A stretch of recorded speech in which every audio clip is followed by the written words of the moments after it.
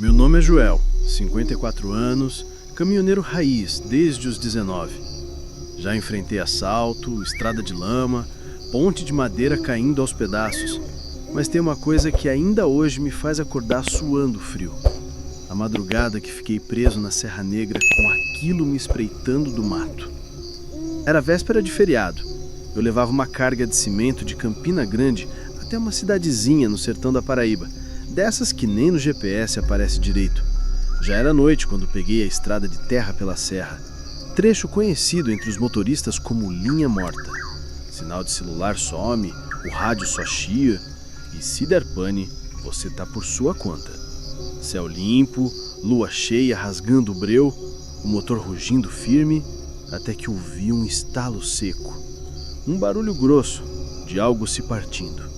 O caminhão afundou de leve na frente. Parei. Saltei com a lanterna e fui ver. Uma tora enorme de madeira tinha rolado do barranco e travado bem debaixo da roda dianteira. Até aí, beleza. Situação comum. Fui pegar o macaco e o pé de cabra, mas então veio o uivo. Um uivo grosso, rasgado. Não era de cachorro, nem lobo, nem gente. Era outra coisa. Algo entre um animal selvagem e um grito de dor. O som cortou a serra e foi respondido por outro, mais distante. Levantei a cabeça, gelado. Lá em cima, entre os galhos retorcidos da mata, vi dois olhos, refletindo o farol do caminhão. Olhos amarelos, parados, me encarando. Onça, pensei. Mas no fundo eu sabia que não era. O bicho desceu o barranco num pulo seco, pesado. Pude ver o vulto por inteiro. Devia ter quase 2 metros, pelo menos. Ombros largos, pernas arqueadas como de cão, mas o corpo em pé. Coberto de pelos escuros, mas com mãos. Mãos com garras. O rosto... Meu Deus, o rosto era quase humano. E o que me travou de vez foi o cheiro. Ferro, suor e carne podre, como se algo morto andasse respirando. Voltei correndo para a cabine, bati a porta e travei tudo. A criatura se aproximou com calma, como se soubesse que eu estava preso ali. Riscava o chão com as garras, farejava o capô do caminhão, rosnava abaixo. E então, ele parou do lado da janela, a menos de 1 metro de mim. Olhou direto nos meus olhos. Foi aí que percebi. Tinha lágrima no canto do olho daquela coisa, mas era uma lágrima de raiva, de dor, de alguém que sabia o que era e odiava ser aquilo. Ela ergueu o braço e bateu com força no vidro, mas não quebrou. O rádio ligou sozinho, só chiado. Depois uma música antiga de Luiz Gonzaga começou a tocar baixinho, como se zombasse de mim. A criatura se afastou devagar e sumiu no mato. Fiquei lá até amanhecer, trêmulo, sem conseguir ligar o motor. Quando o sol saiu, saí da cabine e vi o chão ao redor. Pegadas gigantescas, mistas com marcas humanas descalças. Como se alguém tivesse voltado ao normal. Segui viagem em silêncio. Nunca mais usei aquela rota. Tem gente que diz que isso é lenda, história de estrada, conversa fiada de caminhoneiro velho. Mas toda vez que a lua cheia sobe e o rádio chia do nada, eu sinto aquele cheiro no ar. E lembro dos olhos. Dos olhos de alguém que nunca quis virar bicho, mas virou. E ainda tá por aí, esperando outra madrugada, outra serra, outro caminhoneiro.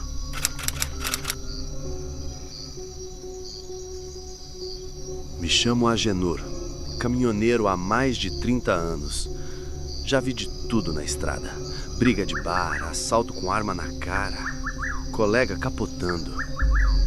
Mas o que aconteceu numa entrega entre Barreiras e Botirama, na BR-242, eu nunca contei pra ninguém. Até agora. Eram quase 3 da manhã. Céu limpo, noite quente de Bahia e eu levando uma carga de autopeças. Nada fora do normal, exceto por uma estranha sensação. Como se eu tivesse esquecido algo importante, mas sem saber o que. Liguei o rádio para espantar o silêncio. Nada pegava. Só um chiado constante, como sussurros abafados. Ignorei. Segui dirigindo com os faróis cortando o breu. Logo depois da placa KM 239, vi algo pequeno no acostamento. Um menino, sozinho. Uns 7 anos, cabelo curto, camisa rasgada e pés descalços. Ele olhava para o chão de costas para mim. Parei o caminhão num tranco, o coração acelerado. Saltei com a lanterna. "Ô menino, tá tudo bem?" Perguntei. Ele não respondeu. Quando me aproximei, ele virou o rosto devagar e sorriu. Mas não era um sorriso feliz. Era um sorriso vazio, estranho, como se não pertencesse a um rosto de criança. Antes que eu dissesse mais alguma coisa, ele falou: "Você chegou tarde de novo, tio Agenor." Eu congelei. Ninguém me chamava assim desde meu irmão mais novo, que morreu num acidente em 1993. O rosto do menino, agora que eu via melhor, era o mesmo do meu irmão na idade que ele tinha quando se foi. Voltei apavorado para o caminhão. Liguei e saí dali o mais rápido possível. Mas os minutos passavam e eu continuava vendo a mesma placa, KM 239, várias vezes, como se eu estivesse rodando em círculo. A estrada repetia as mesmas árvores, o mesmo poste caído, a mesma pedra com marcas brancas. E o pior, a cada volta, o menino estava mais perto do caminhão. Na quinta vez, ele apareceu do lado da cabine, bateu na porta. O vidro fechou sozinho e eu ouvi como se ele estivesse do meu lado. "Você prometeu que ia me buscar." Eu comecei a chorar, sem entender o porquê. Tentei dar ré. Nada. O caminhão desligou sozinho. Luzes piscando, rádio ligando com uma música de ninar antiga que minha mãe cantava quando a gente era pequeno. No para-brisa, o menino apareceu, agora com os olhos escuros como buraco. Encostou a mão e deixou uma marca de sangue, sim, sangue fresco, escorrendo devagar pelo vidro. Eu gritei, empurrei o banco, tentei sair, mas a porta não abria. Preso com o meu passado diante de mim. De repente, tudo apagou. Não lembro como nem por quanto tempo. Quando acordei, já era dia. Eu estava encostado no acostamento, com o motor desligado e o caminhão em ponto morto. A placa mais próxima dizia KM 241. Só que a estrada atrás de mim estava fechada por obras há mais de 2 semanas, segundo o operário que apareceu depois. Ele disse que ninguém poderia ter passado por ali, nem caminhão, nem carro, e que não tinha nenhuma criança por perto. Mostrei a marca de sangue no vidro. Quando olhei de novo, não tinha nada. Mas dentro da cabine, no banco do passageiro, estava uma foto antiga minha com meu irmão, que eu não via desde o velório. E atrás da foto, escrito à mão: "Dessa vez, você me viu." Desde aquele dia, toda vez que passo por aquela estrada, olho para o banco do carona. E às vezes, ele tá lá.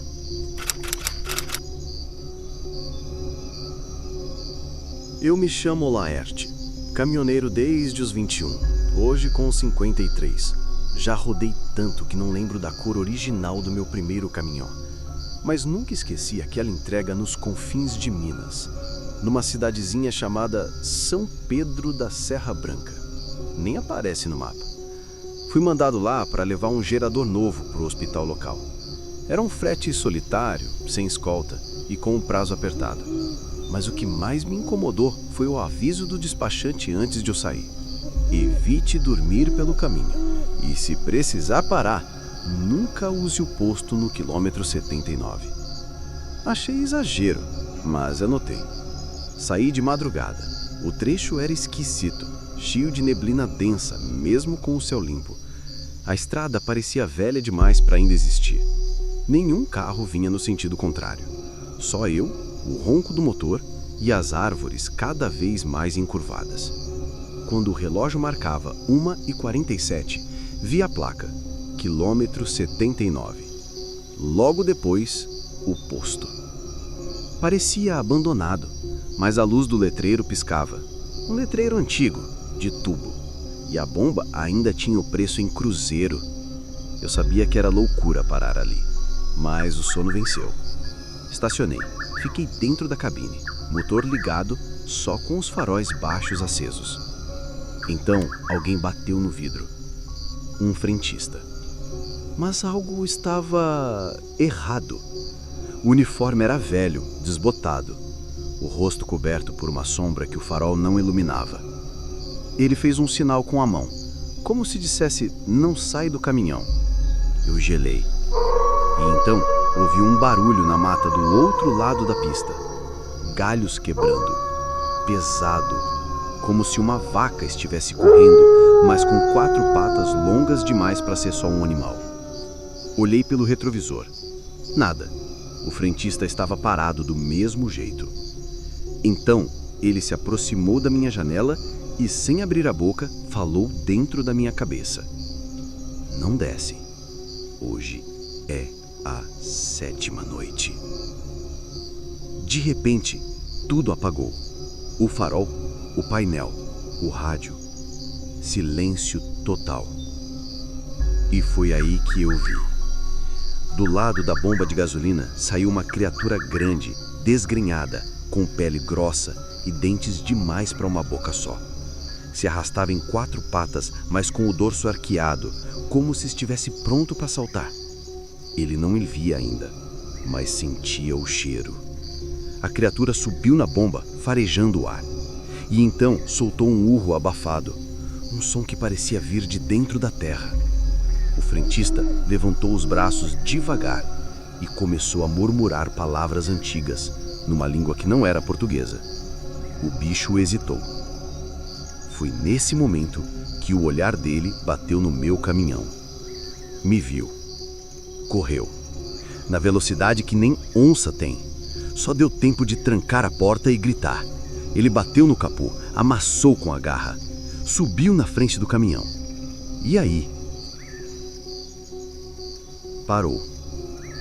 Colou o rosto no para-brisa. Tinha um olho só. O outro era um buraco fundo, com carne viva. E então eu percebi. A cicatriz daquele rosto era igual à que meu pai tinha. Sim, meu pai. Caminhoneiro também. Desaparecido quando eu tinha 9 anos, numa rota parecida. Diziam que caiu numa ribanceira e nunca acharam o corpo. Mas eu reconheceria aquele olho e aquela cicatriz. O bicho me olhava como se esperasse algo. O frentista correu até o caminhão. Escreveu algo no vidro suado com o dedo. Aceite. E então o bicho saltou para o mato. Sumiu como fumaça. O frentista olhou para mim e finalmente falou, com a voz de gente.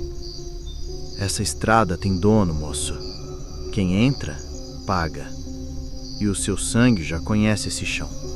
Ele me entregou um envelope. Nele, uma foto antiga. Meu pai com o mesmo frentista do posto, bem mais jovem. E atrás da foto a escrita. A maldição passa para o próximo sangue na 7ª lua. No dia seguinte, acordei no mesmo posto, mas ele estava destruído. Sem teto, sem letreiro, tomado por mato. Não havia frentista, só ruína. Meu caminhão estava ligado, intacto, mas a chave não estava na ignição. Dirigi até São Pedro da Serra Branca sem entender nada. Entreguei a carga. Nunca mais voltei naquela estrada. Mas toda vez que a 7ª lua cheia do ano se aproxima, eu começo a ter sonhos com o mato abrindo com garras batendo na lataria do meu caminhão. E um dia, sei que vou ter que voltar lá, porque agora sou eu que carrego a maldição. E a estrada já sabe o meu nome. Olá!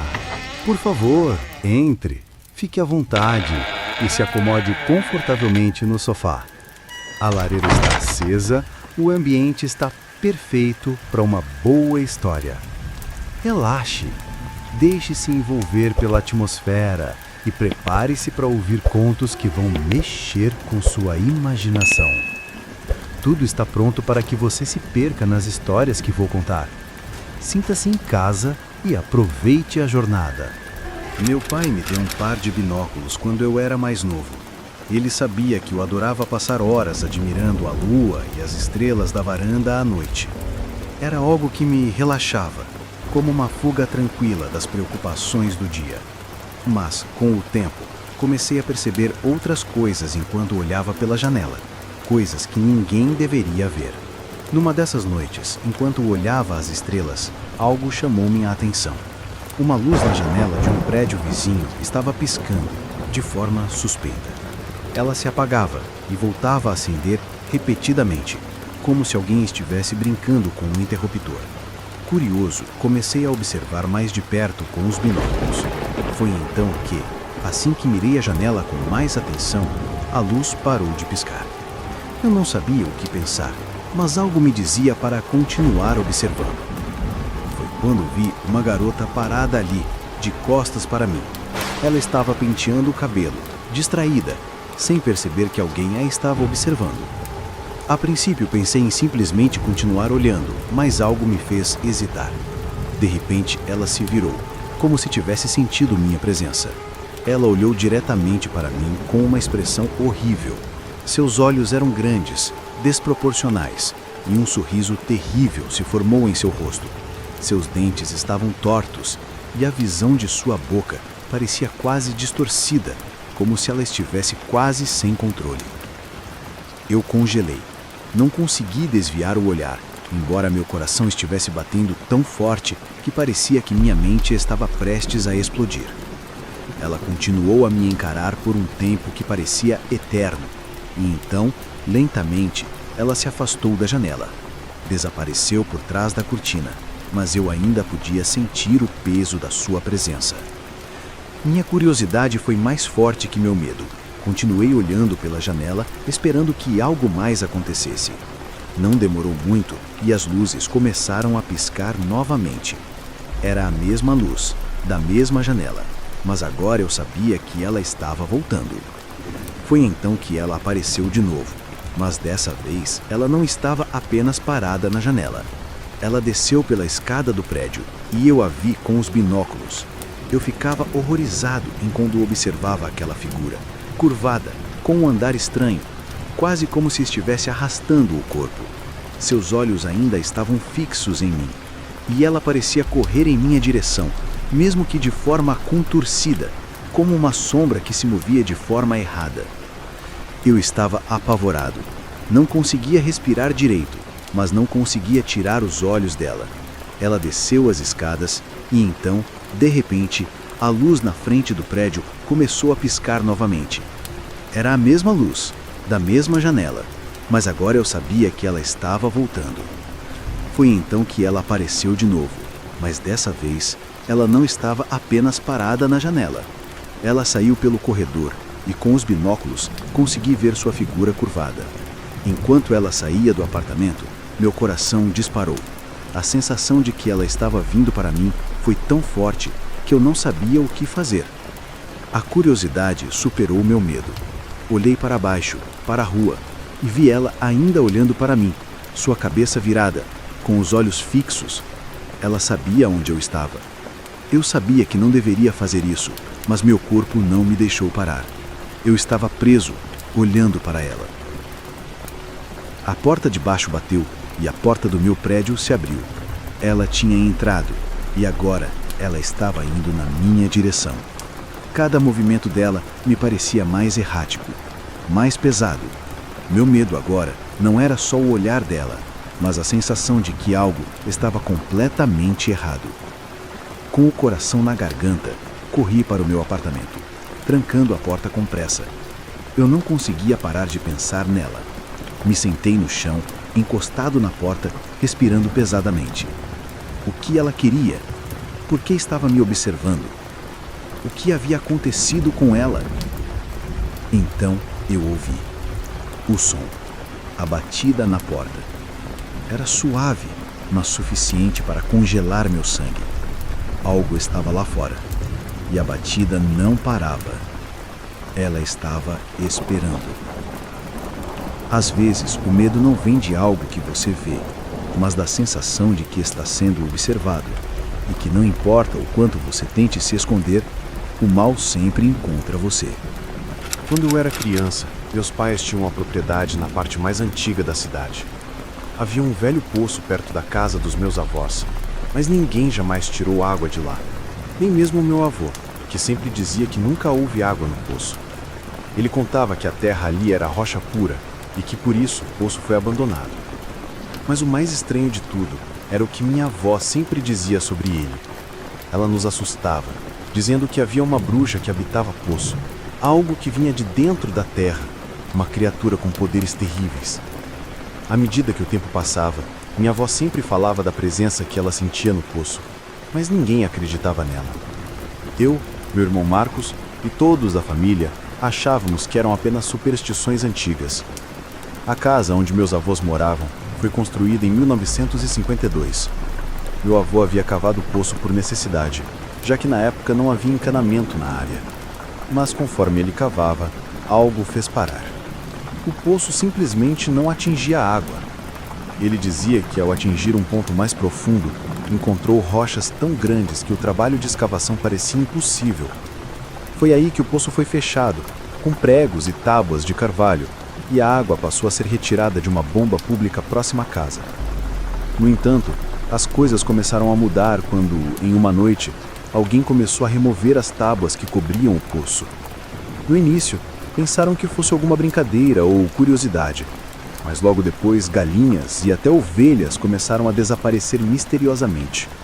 O medo tomou conta de todos, mas, como sempre, a negligência falou mais alto, e os adultos se recusaram a acreditar que o poço estava de alguma forma conectado a algo sobrenatural. Foi quando meu pai, ainda jovem e cético, recusou-se a fechar o poço novamente. Ele preferiu acreditar que a água logo apareceria e ignorou as histórias da velha bruxa que minha avó tanto repetia. Mas em uma noite, as coisas tomaram um rumo inesperado. Minha avó, com os olhos arregalados de medo, finalmente nos contou o que ela havia visto. Ela não tinha dúvidas de que havia uma criatura lá embaixo, no poço, e que ela se alimentava da energia das galinhas e ovelhas desaparecidas. Acreditava que a bruxa era uma entidade prisioneira do poço, aguardando destruir a todos que ousassem se aproximar. Foi quando Marcos e eu, com a imaginação jovem e destemida, decidimos ver com nossos próprios olhos. Não acreditávamos nas histórias, achávamos que eram apenas lendas para nos assustar. Queríamos capturar a criatura, como um desafio de coragem. Então pedimos permissão aos nossos pais para acampar no quintal naquela noite, e para nossa surpresa, eles aceitaram, apesar de um certo ceticismo. Montamos nossa barraca e acendemos uma velha lâmpada, que iluminava apenas uma pequena parte do nosso espaço. Decidimos deixar um pedaço de carne crua sobre o poço, na esperança de que a criatura aparecesse e se revelasse. A noite caiu, e o som da chuva continuava forte, quase abafando qualquer outro barulho.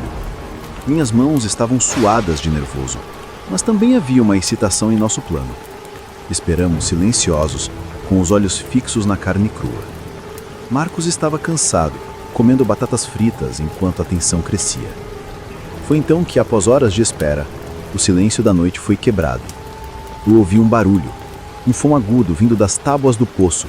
Uma sensação de medo tomou conta de mim. Fiquei paralisado, tentando chamar Marcos, mas ele já estava adormecido.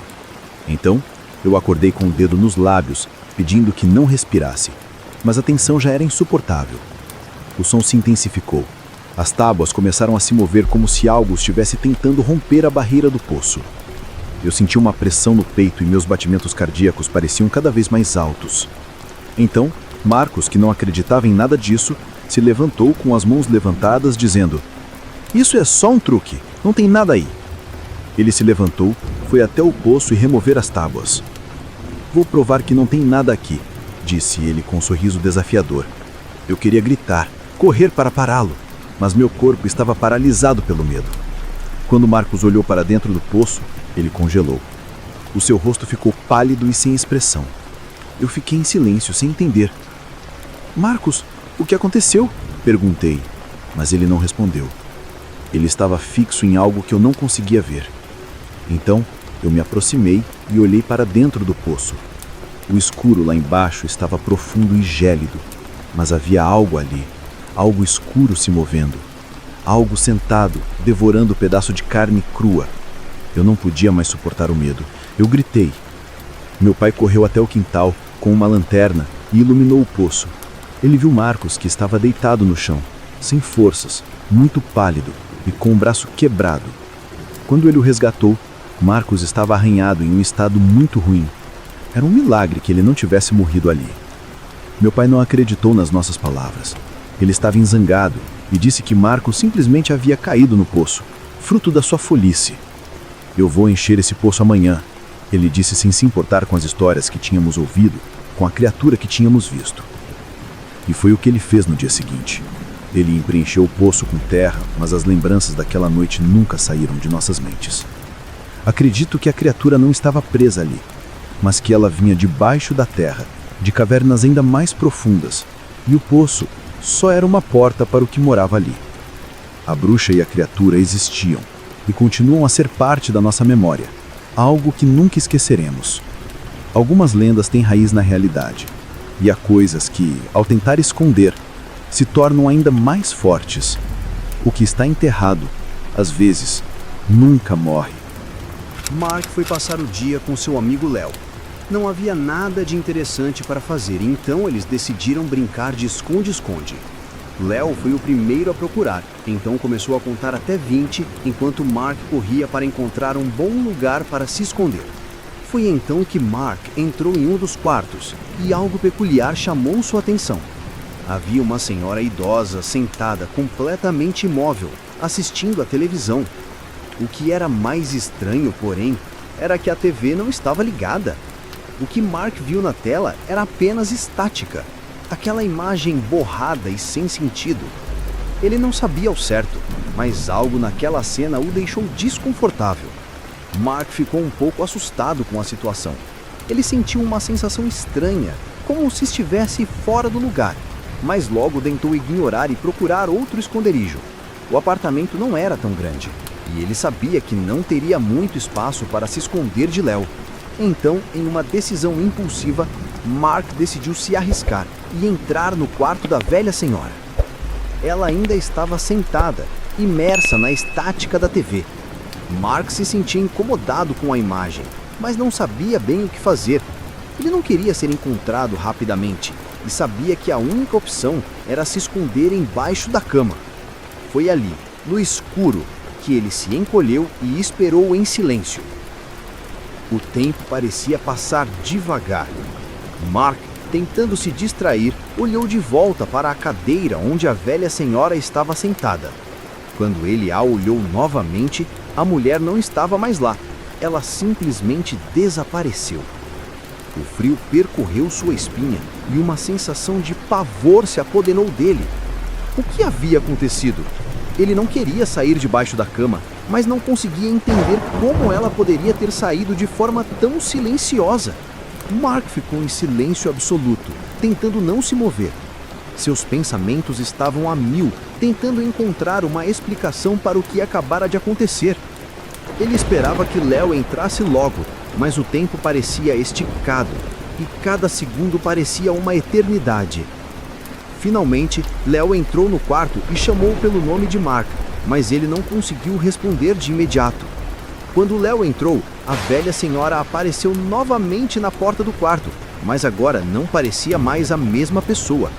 Ela estava parada ali, com um olhar vazio, e trancou a porta atrás de si. Mark sentiu seu corpo inteiro tremendo de medo. A mulher se aproximou da cama, e Mark, debaixo dela, estava paralisado, tentando entender o que estava acontecendo. Ela começou a murmurar baixinho, palavras incompreensíveis. A risada dela baixa e sinistra começou a ecoar pela sala, causando uma sensação gélida no ar. Mark não conseguia respirar direito.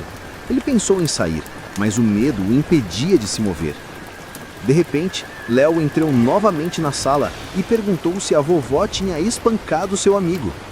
Antes que Mark pudesse dizer qualquer coisa, a velha senhora olhou para Léo e disse com uma voz grosseira e sem vida que não havia ninguém na sala além dela mesma. A porta foi trancada com força e Léo, sem entender o que estava acontecendo, olhou para Mark com desconfiança. A velha senhora se sentou na cama e começou a rir de maneira louca, algo que Mark jamais esqueceria. A risada parecia contagiar o ambiente e o som enchia o quarto com um desespero crescente. Léo, sem entender o que estava acontecendo, afastou-se e olhou para Mark com um olhar confuso. "Essa não é minha avó", disse ele com a voz trêmula. "Eu não sei o que aconteceu com ela, mas é melhor a gente sair daqui logo." Mark sentiu um calafrio subir pela espinha, enquanto a velha senhora ainda ria, seu riso se tornando mais agudo e bizarro. A sensação de que ela não era mais humana tomava conta de tudo ao redor. Eles nunca mais voltaram àquele apartamento. A criatura na sala de TV continuou a ser um mistério, mas uma certeza ficou com os dois. Algo não estava certo ali. A casa de Léo, que antes parecia um lugar comum, agora era um local de terror que os marcaria para sempre. Algumas presenças não são o que parecem. O que você vê com seus próprios olhos pode ser enganado por algo muito mais perverso e sombrio. Eu sei que depende de você acreditar ou não, mas meu amigo me contou uma história que nunca consegui esquecer. Ele era motorista de táxi em nossa pequena cidade e por muitos anos trabalhou o dia todo, levando passageiros para todos os cantos da cidade. De manhã até à noite, ele estava sempre atrás do volante. Curiosamente, ele nunca permitia que ninguém se sentasse no banco de trás, sempre preferindo dirigir sozinho. Mas uma noite, algo estranho aconteceu. Ele estava voltando para casa, já era bem tarde, quase meia-noite, quando avistou um homem alto e magro parado na estrada. O homem usava um casaco longo, como se estivesse viajando por um frio imenso. Ele parecia um tanto deslocado na escuridão da noite e meu amigo, compadecido, decidiu dar-lhe uma carona. Ele parou o táxi e perguntou se o homem precisava de ajuda. O estranho se abaixou e olhou diretamente para dentro do carro.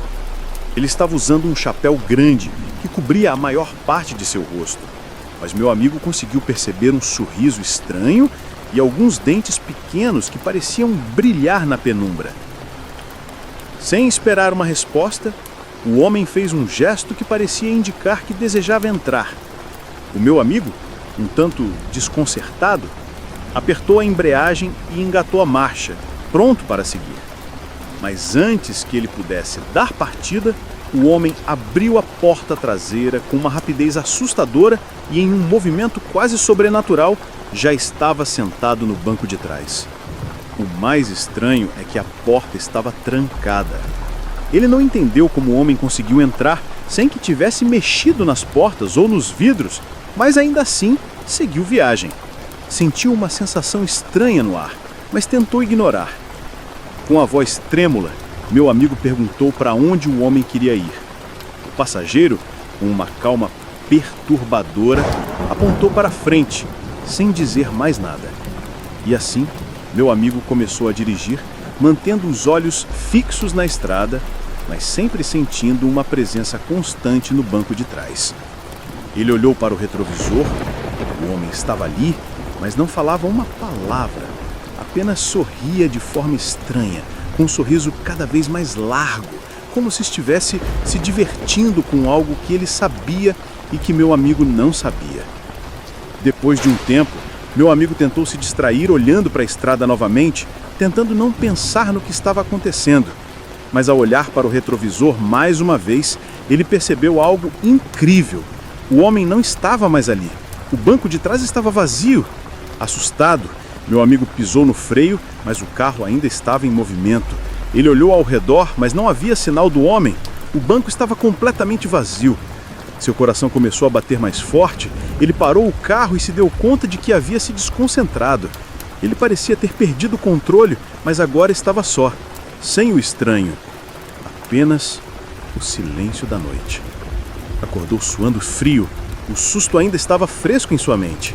Ele não sabia mais o que era real. Parecia que tinha adormecido no volante, mas não fazia sentido. A sensação de presença ainda estava ali, em seus ossos, como se a experiência tivesse sido mais do que um simples sonho.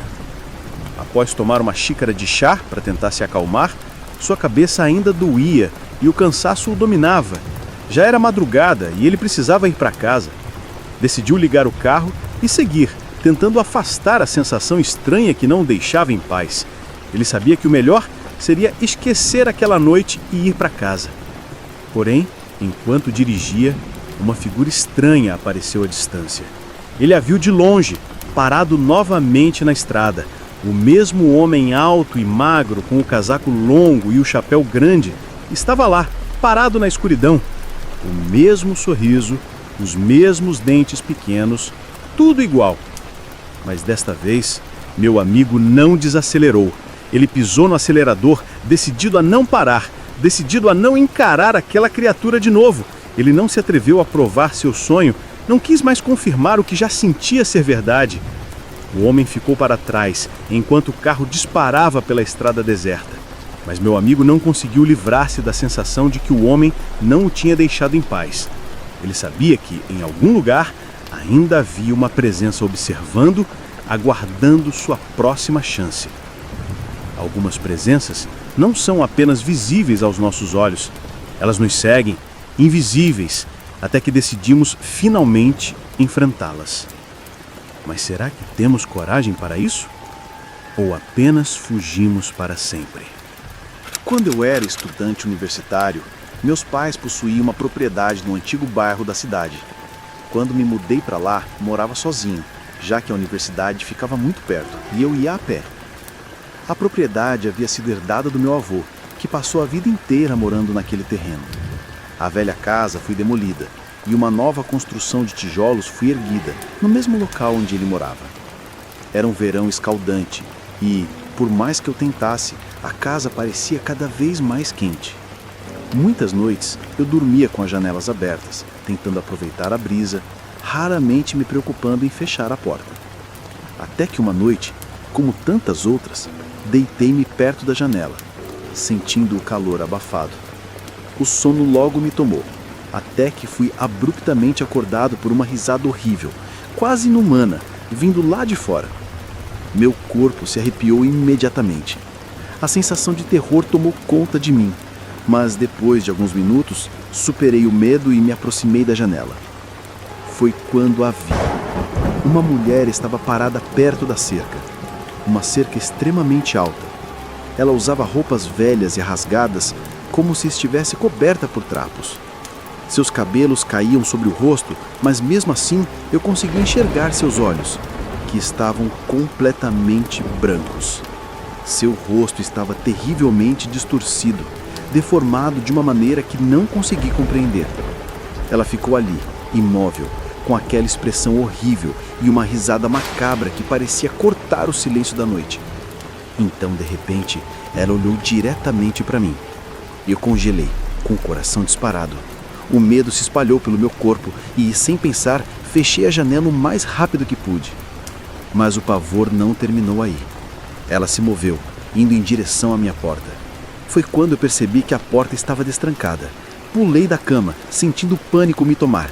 Corri até o corredor e lá a maçaneta da porta já estava se movendo, girando de um lado para o outro, como se alguém estivesse tentando entrar. Minha respiração estava ofegante e, com o corpo tremendo, bati na porta com toda a minha força, finalmente fechando-a. A risada continuou, ecoando pela casa, vindo de fora. Tremendo, olhei pelo olho mágico, mas para minha surpresa, não havia mais ninguém lá. Foi então que me lembrei de algo que meu pai havia me contado há muito tempo. Quando essa área da cidade ainda era uma aldeia, havia uma mulher que morava sozinha. Ela era muito alta, com a mente perturbada, considerada por todos uma filha do diabo. Ninguém jamais se aproximou dela e ela viveu isolada por quase 60 anos. Mas com o tempo, ela enlouqueceu. Todos diziam que ela se tornou uma presença maligna e a risada que ouvi naquela noite parecia ser dela. Nem todas as presenças na noite são apenas figuras da imaginação.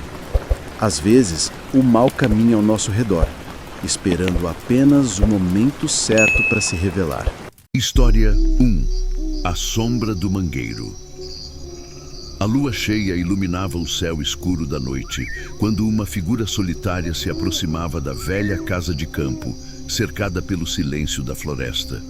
Era uma noite comum, até que, de repente, algo estranho foi visto nas sombras do mangueiro. Uma sombra, movendo-se como se fosse uma extensão da própria noite, começou a se arrastar em direção à casa, desafiando a escuridão e deixando o ar carregado com uma sensação de perigo iminente.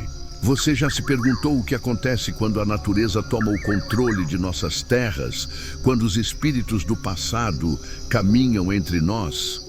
Se você está aqui, nas Lendas do Corvo, é porque gosta de histórias misteriosas, histórias que nos fazem questionar o que está além do nosso entendimento. Antes de começarmos essa jornada, já sabe, inscreva-se no canal, ative o sininho e deixe seu like. Assim, você ajuda a manter as lendas vivas, aqui nas Lendas do Corvo. Agora, prepare-se para ouvir algo que vai arrepiar até os ossos. Eu cresci em uma pequena fazenda no interior, onde as histórias passavam de boca em boca e todo morador tinha algo para contar. Meu avô, um homem rústico com olhos que não tenham visto o peso do tempo, sempre foi um homem de poucas palavras.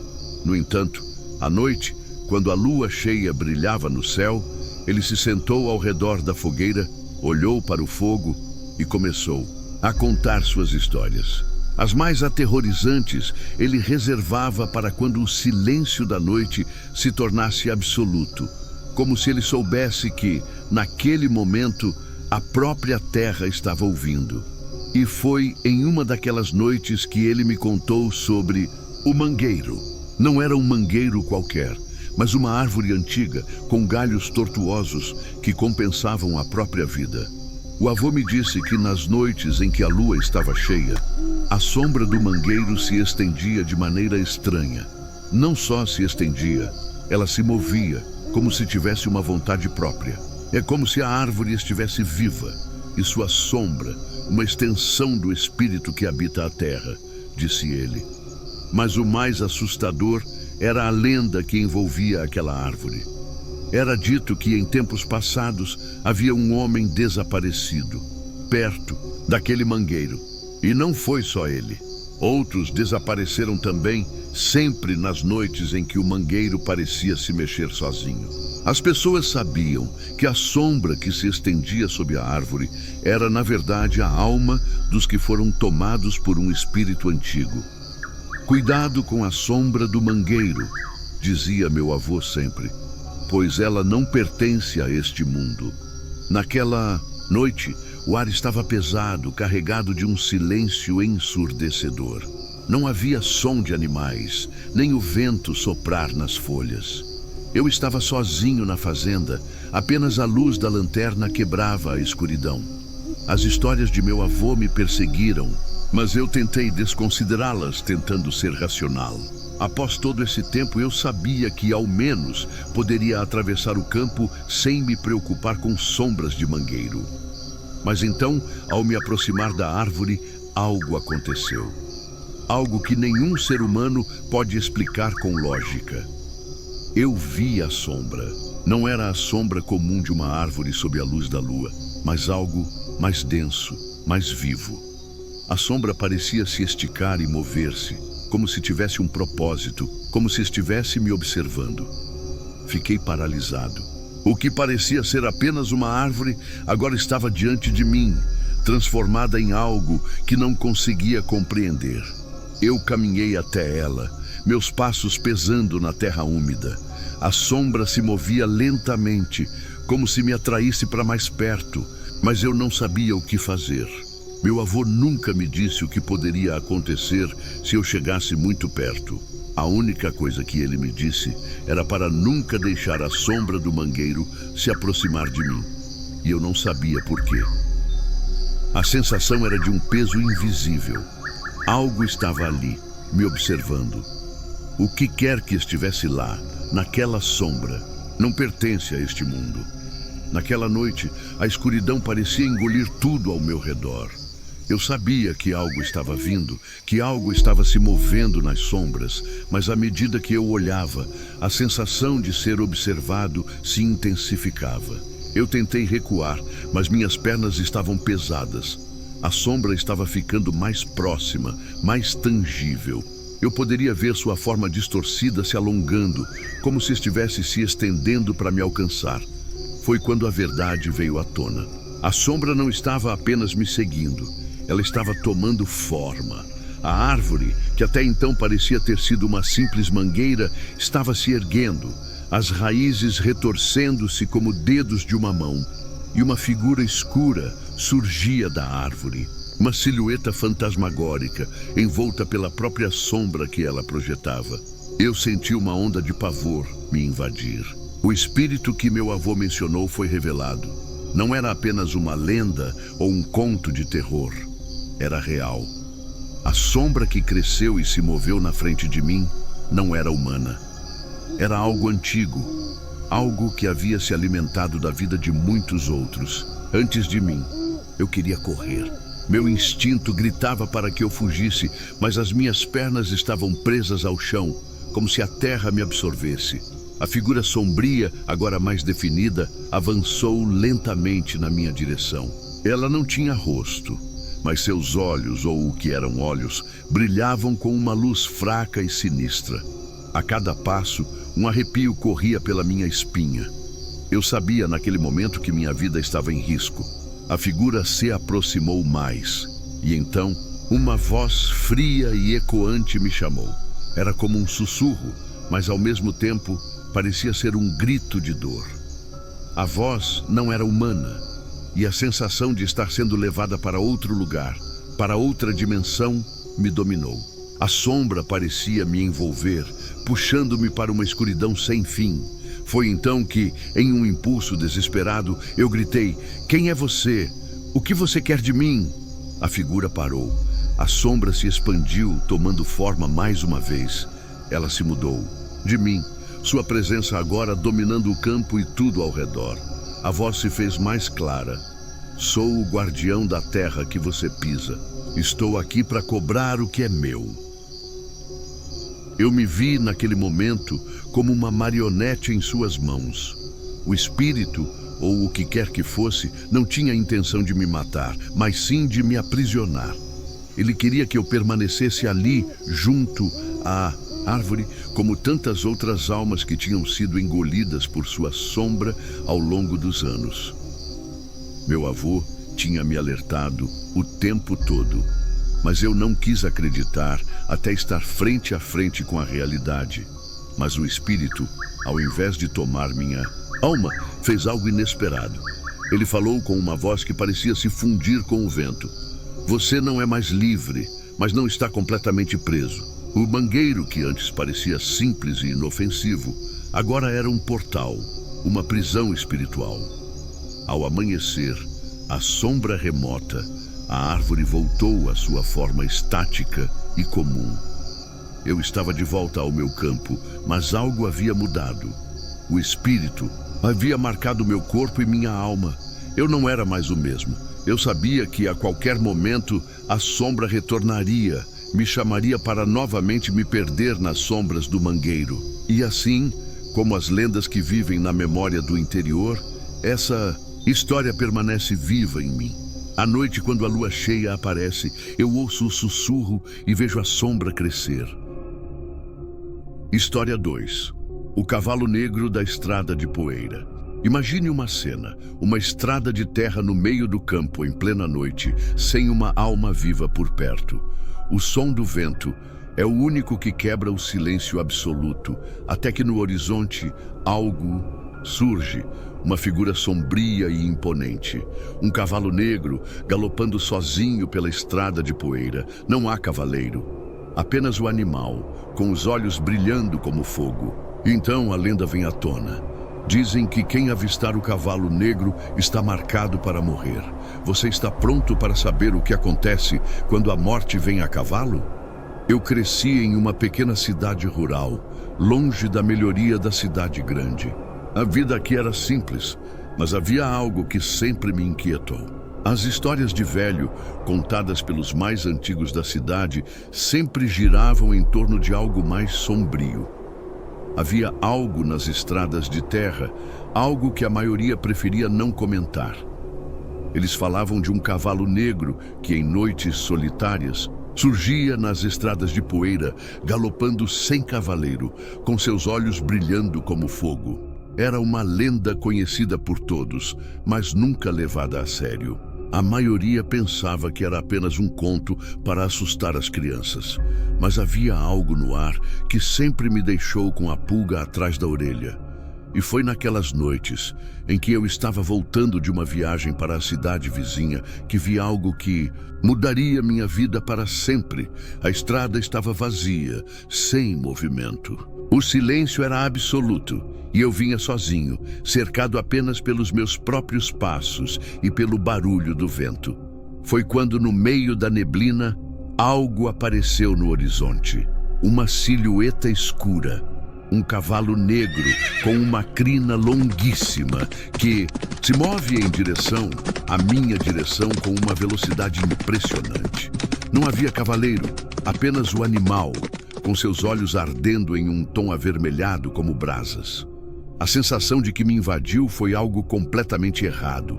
Não era um cavalo comum, não era só uma presença, era um presságio. Eu tentei ignorar, tentei seguir em frente, mas o cavalo se aproximava rapidamente, com os cascos batendo forte na estrada de poeira. Eu pude sentir o cheiro de terra, úmida e algo mais, algo que não consegui identificar, mas que me causou arrepios. A lenda dizia que o cavalo negro só aparecia para aqueles que estavam marcados para morrer. Eu sabia disso, mas ainda assim pensei que era apenas uma superstição, uma história inventada para assustar os mais jovens. Mas, à medida que o cavalo se aproximava, meu corpo começou a reagir de maneira diferente. Minha respiração ficou mais pesada. As mãos suavam frias e a sensação de estar sendo presente se tornou insuportável. Quando o cavalo passou por mim, ele desacelerou por um momento. Seus olhos se fixaram nos meus e algo em mim congelou. Havia uma inteligência naqueles olhos, algo profundo e antigo que parecia saber mais sobre mim do que eu mesmo sabia. Não era normal. O cavalo não parou, mas antes de continuar a sua jornada, fez um movimento sutil, como se me convocasse a segui-lo. Foi quando a voz de uma velha apareceu na minha mente como um sussurro.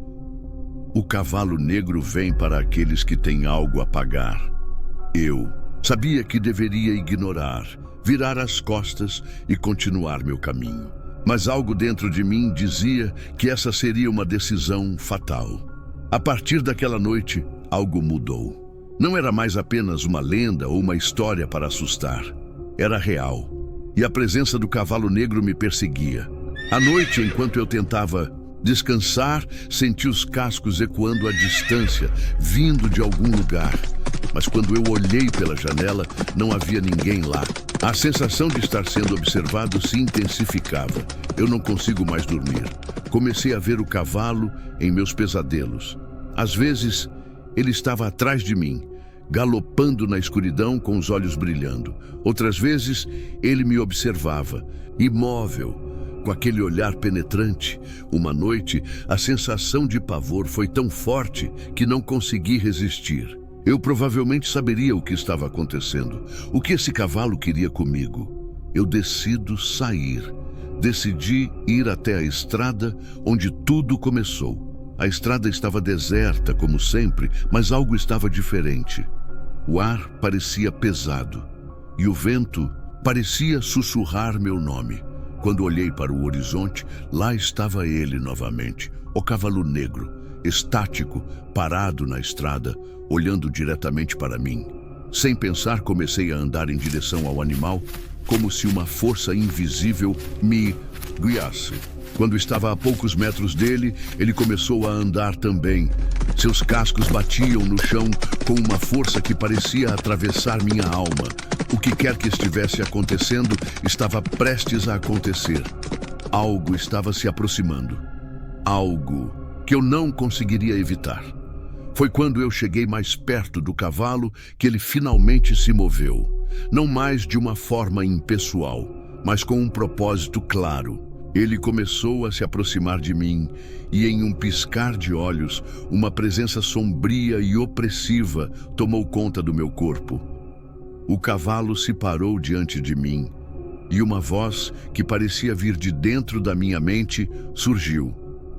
Você não entende, mas está sendo testado. Aqueles que veem o cavalo negro está marcado, não para morrer, mas para enfrentar o que vem em seguida. Eu não sabia o que isso tinha a ver, mas naquele momento eu sabia que a morte não era o destino, mas algo muito pior. O cavalo negro não era uma criatura da morte, mas sim um ser que caçava aqueles que estavam prestes a enfrentar a própria essência de seu medo. Eu não sabia o que estava acontecendo, mas uma coisa estava clara. Eu havia sido escolhido para enfrentar o que estava por trás do cavalo negro. Eu deveria cumprir um propósito, mas não sabia qual era. O cavalo, com seus olhos flamejantes, se virou e começou a caminhar de volta para o horizonte. Não era mais uma lenda simples. Eu estava dentro da história. E agora eu preciso descobrir como sair de lá. Nas semanas seguintes, o cavalo negro me perseguiu incansavelmente. Eu o via em meus sonhos, senti sua presença ao meu redor, em todos os momentos. Era como se eu estivesse sendo caçado e não conseguia escapar. Mas foi em uma noite de tempestade que a verdade veio à tona. O cavalo não estava apenas me marcando, ele estava me guiando. Eu segui o animal até uma antiga encruzilhada, no fundo da estrada de poeira. Quando o cavalo se afastou, eu entrei na encruzilhada, e foi então que tudo fez sentido. A estrada não era apenas um caminho físico, era uma metáfora. O cavalo negro era um guardião, e a encruzilhada representava uma escolha que eu tinha que fazer. Eu estava diante da morte ou da redenção. Ao fazer minha escolha, o cavalo negro desapareceu, mas sua presença nunca se foi. Ele se tornou uma parte de mim, um guardião silencioso. Eu entendi que o cavalo não trazia a morte, mas sim um teste. Um teste para aqueles que estavam prontos para enfrentar a verdade de suas vidas. O cavalo negro da estrada de poeira agora é parte de mim. Cada vez que via a estrada deserta, sentia sua presença, mas também entendia o que ele queria me mostrar. Ele não estava lá para me matar. Ele estava lá para me ensinar a viver. Às vezes, a morte não é o fim. Às vezes, ela é apenas o começo de uma jornada que só os corajosos conseguem atravessar. História 3. A voz da mulher do rio. A lua cheia iluminava a floresta naquela noite. O som da correnteza do rio se misturava ao vento suave que balançava as árvores. Mas então, uma voz doce, quase melancólica, começou a ecoar através da floresta. Uma voz feminina que parecia chamar alguém, atraindo-o para as águas. Mas havia algo mais. Quem se aproxima jamais voltaria. A história da mulher do rio sempre foi uma lenda entre os moradores da região. Mas quem ousou testar? A história nunca voltou para contar a verdade. Você está pronto para ouvir o que acontece quando a voz da mulher vem da água? Eu cresci em um vilarejo ribeirinho. Tudo era simples e tranquilo, até que uma história antiga começou a aparecer nos meus pesadelos.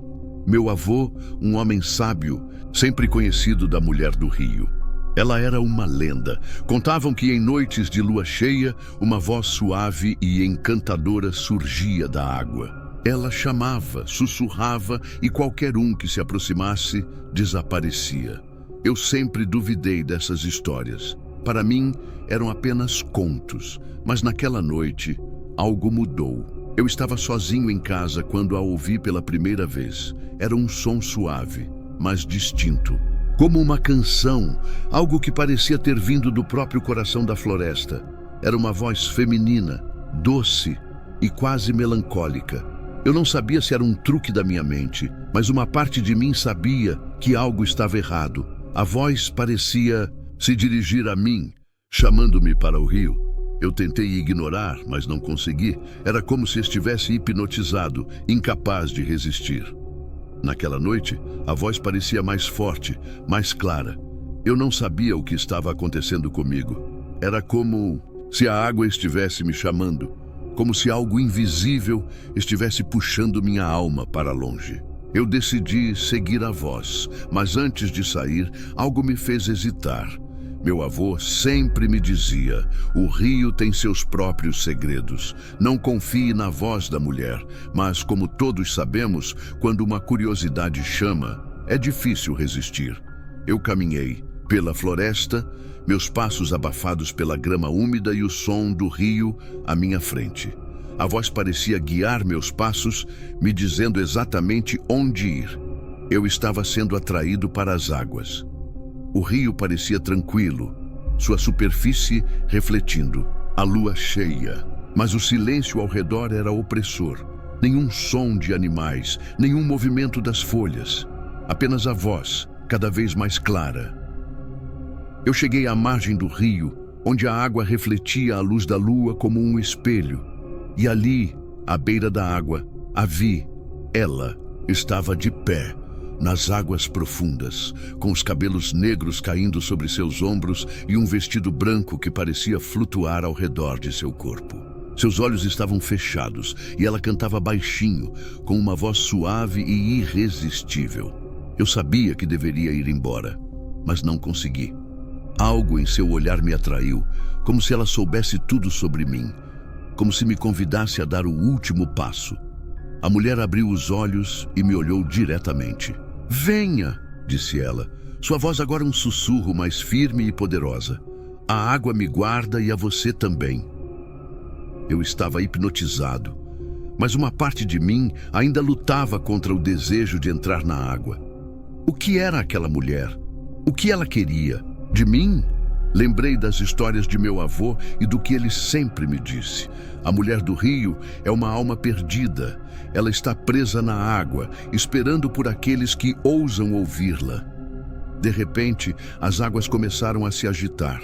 A mulher se movia lentamente, seus passos leves, quase como se ela estivesse flutuando. Eu pude ver seu rosto mais claramente agora, e o que vi fez meu sangue congelar. Seus olhos, embora humanos, tinham um brilho estranho. Não eram olhos de alguém que pertencia a este mundo. Eram olhos vazios, sem alma, como se ela fosse uma criatura feita da água e da escuridão. "Você pode me levar para onde eu pertenço", ela disse, com uma voz que soava mais como uma ordem do que um pedido. Eu sabia o que ela queria e tive medo de falar. Ela não era apenas uma mulher. Ela era uma entidade, algo muito mais antigo que qualquer um de nós. Ela estava presa naquele rio, esperando por almas inocentes como eu para finalmente escapar.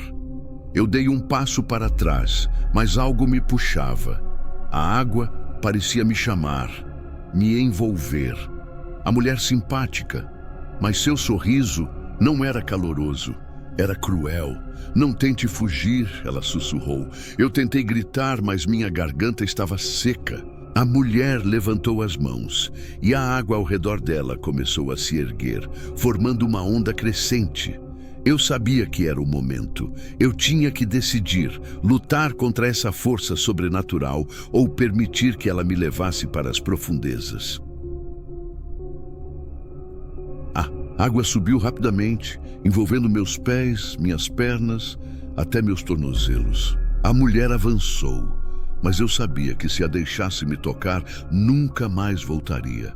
Lembrei das palavras de meu avô, as últimas palavras que ele me disse antes de morrer. Nunca olhe para os olhos dela. Quando você fizer isso, estará perdido. Com um último suspiro de coragem, fechei os olhos. Concentrei toda a minha energia em me salvar. Eu não podia lutar contra ela fisicamente, mas sabia que havia uma maneira de escapar. Eu me virei e corri tão rápido quanto pude. A água tentava me puxar para trás, mas com um movimento rápido, dei um salto e me afastei da margem. Quando abri os olhos, a mulher estava parada na água, olhando-me com um olhar vazio. Ela não se moveu, apenas ficou lá, como um monumento. Sua voz não mais ecoava nas árvores, e o rio voltou ao seu estado calmo. Eu sabia que havia vencido, mas o custo foi alto. Eu nunca mais voltei naquele rio. Nunca mais ouvi a voz da mulher do rio, mas à noite, quando o vento sopra e a lua brilha sobre a água, posso jurar que a vejo à distância, sempre esperando por mim. Eu tentei viver minha vida depois daquela noite, mas algo mudou em mim. O rio, a mulher, a voz, tudo ficou gravado em minha mente, uma lembrança que nunca poderia apagar. Ela estava lá, no fundo da água, esperando pelo próximo incauto. E eu sabia que, de alguma forma, minha experiência seria apenas mais uma história para aqueles que ousam desafiar a lenda da mulher do rio. Mas o mais estranho de tudo é que, de vez em quando, em uma noite silenciosa, eu ainda posso ouvir sua voz, longe, muito distante, chamando. Uma voz suave, como uma canção. Eu sei que talvez ela nunca me deixará em paz. Quem sabe algum dia alguém mais será atraído para aquele rio. E talvez aquela voz novamente se faça ouvir. Mas o importante é que estou vivo e depois de 30 anos, isso ainda me assombra. História 4. O cão preto da encruzilhada. Você já ouviu falar de uma encruzilhada no meio do mato? Não é qualquer encruzilhada, mas uma onde as escolhas não são apenas sobre o caminho a seguir. Dizem que nas noites mais escuras aparece um cão negro, mas ele não é um cão comum. Seus olhos são como brasas e quem o vê precisa tomar uma decisão, ou enfrentar uma criatura ou nevoeiro e o risco de ser seguido para o resto da vida. Este é o tipo de história que você não ouve a menos que tenha coragem para ouvi-la. Está pronto para saber o que acontece quando o cão aparece à sua porta? Não se esqueça, inscreva-se no canal, ative o sininho e deixe seu like. Prepare-se, o Corvo vai contar tudo agora. Era uma noite de inverno, com a lua cheia brilhando no céu.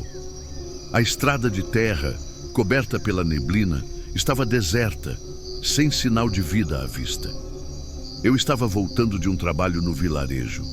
O silêncio da noite só era quebrado pelos gritos distantes dos animais e o farfalhar das árvores. Eu sabia que a encruzilhada estava à frente. Sempre soube que ela existia, mas nunca me atrevia a atravessá-la. Essa encruzilhada não era em qualquer lugar. Aquele ponto no meio da estrada era conhecido por ser amaldiçoado.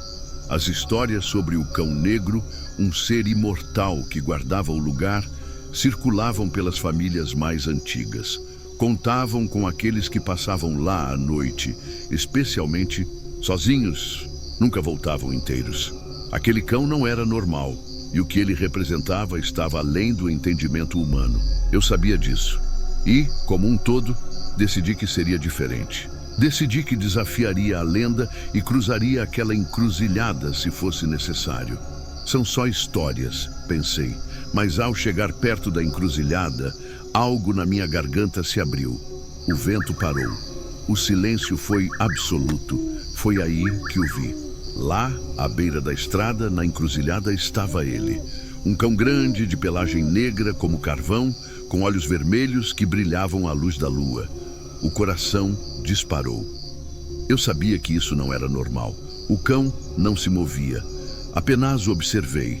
A tensão não era palpável. Não sei quanto tempo fiquei ali, parado, olhando aqueles olhos vermelhos. Não havia mais vento, e o ar parecia pesado, como se o mundo inteiro tivesse parado. O cão, com a sua imobilidade, parecia fazer parte da própria noite. Ele não se mexia, mas seus olhos seguiram cada movimento meu, como se estivesse esperando que eu tomasse uma decisão. E foi aí que comecei a sentir uma presença. Algo que não era o cão, mas uma sensação. Como se eu fosse presenteado por algo muito maior, algo além de mim. A lenda do cão negro dizia que ele não era apenas um animal.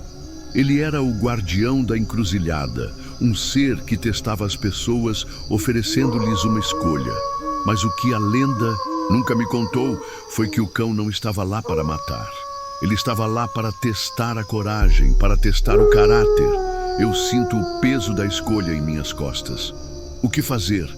Devia virar e correr ou continuar desafiando o que o cão representava? À medida que eu fiquei mais tempo ali, mas o cão parecia crescer.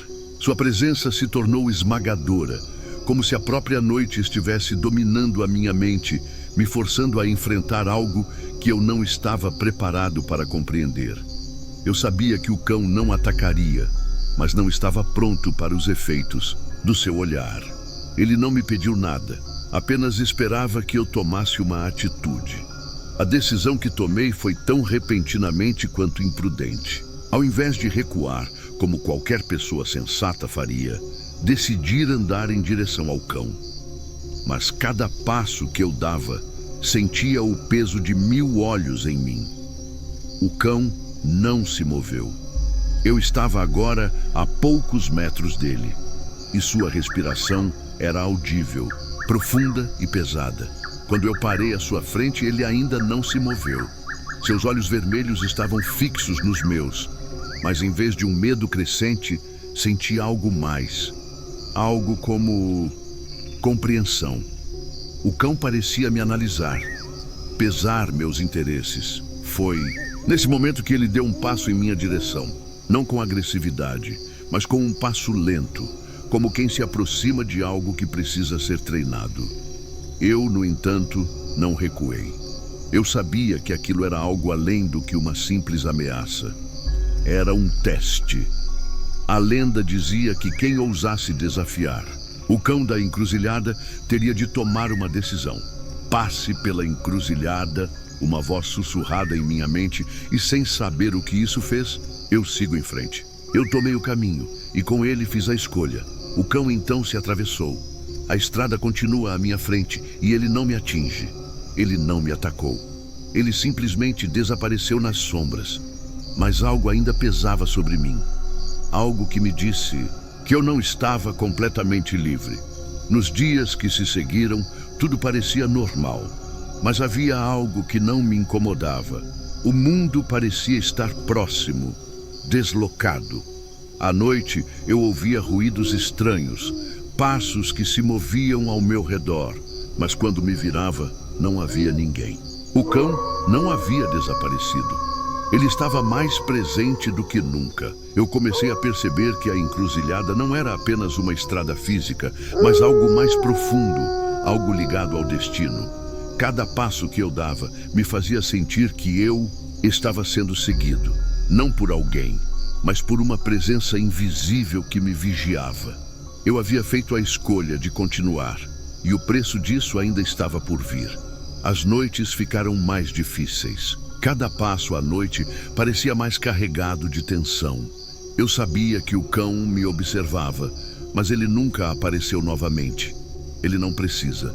Sua presença agora estava dentro de mim, como uma sombra que nunca se apagaria.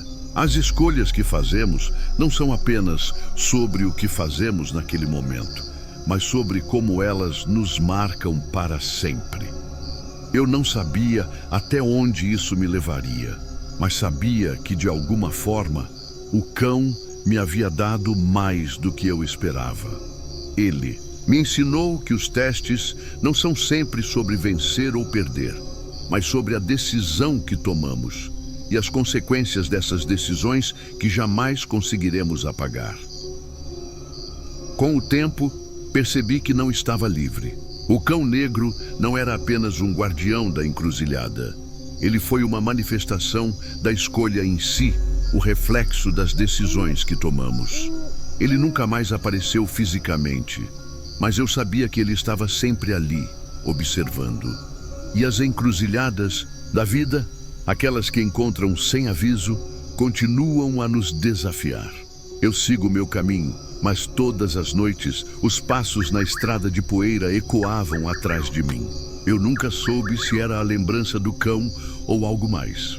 O que sei é que as escolhas que fazemos, os caminhos que escolhemos seguir, são vigiados por aqueles que guardam ou que deixam para trás. E enquanto eu andava, percebi que a verdadeira pergunta nunca foi sobre como escapar, mas sobre o que se torna de nós quando enfrentamos o que não podemos mudar.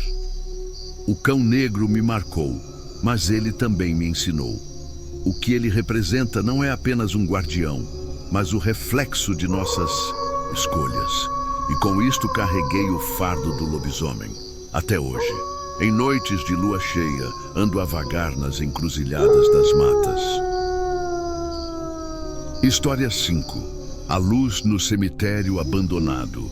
Numa noite de céu nublado, onde o vento uiva entre as árvores e o silêncio toma conta do mundo, uma luz estranha começa a brilhar em um cemitério abandonado. Muitos dizem que ela é apenas um reflexo da lua, mas quem ousou se aproximar de perto nunca mais voltou. Os mais velhos falam de uma luz maldita, capaz de atrair almas perdidas para sempre.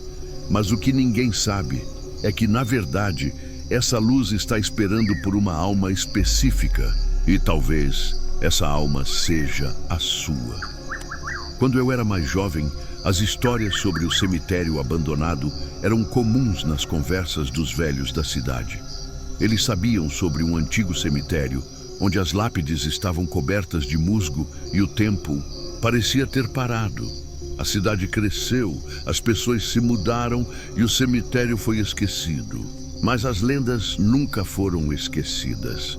As pessoas que passavam por perto diziam ver uma luz estranha surgindo entre os túmulos. Uma luz que flutuava lentamente, sem explicação. As crianças, sempre curiosas, nunca se atreviam a ir até lá. Mas os adultos falavam que a luz era maldita, que ela trazia algo de ruim. É o espírito de alguém que nunca encontrou a paz, diziam. E quem se aproximasse sentiria o peso daquelas almas perdidas. Para mim, era tudo uma invenção. Mas uma noite, algo me fez mudar de ideia. Eu estava voltando da casa de um amigo quando passei por lá. O cemitério na estrada que cortava a floresta. O vento estava forte e o ar gelado me fez acelerar os passos. Mas, ao passar perto do cemitério, vi uma luz à distância. Era uma luz tênue, flutuante, como se estivesse se movendo. Não havia lâmpadas ali, nem energia elétrica, e a luz não era da lua. Eu sabia que estava vendo algo que eu não deveria.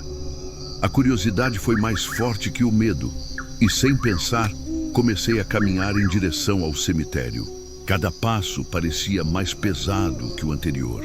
O ar estava estranho, abafado, como se o mundo ao redor estivesse em silêncio total, exceto pela luz.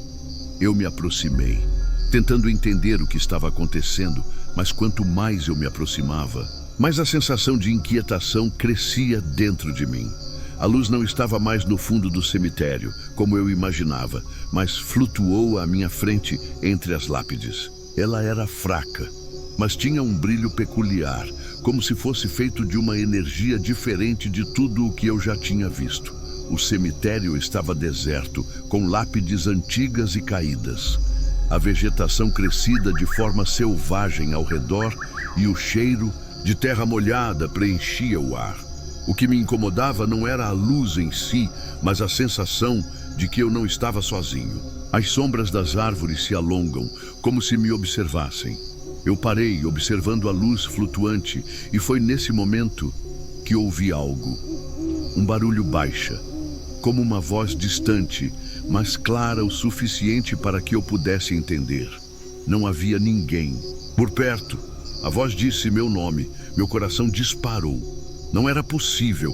Quem mais estaria ali? Quem mais sabia meu nome? Eu olhei em volta, mas não vi nada. A luz continuava a se mover suavemente entre as lápides, como se me chamasse. A sensação de ser distribuída só aumentou. O frio na espinha se intensificava e meu corpo estava em alerta total. Eu sabia que deveria ir embora, mas não conseguia. A luz parecia ter um poder hipnótico sobre mim, como se eu estivesse sendo atraído por ela.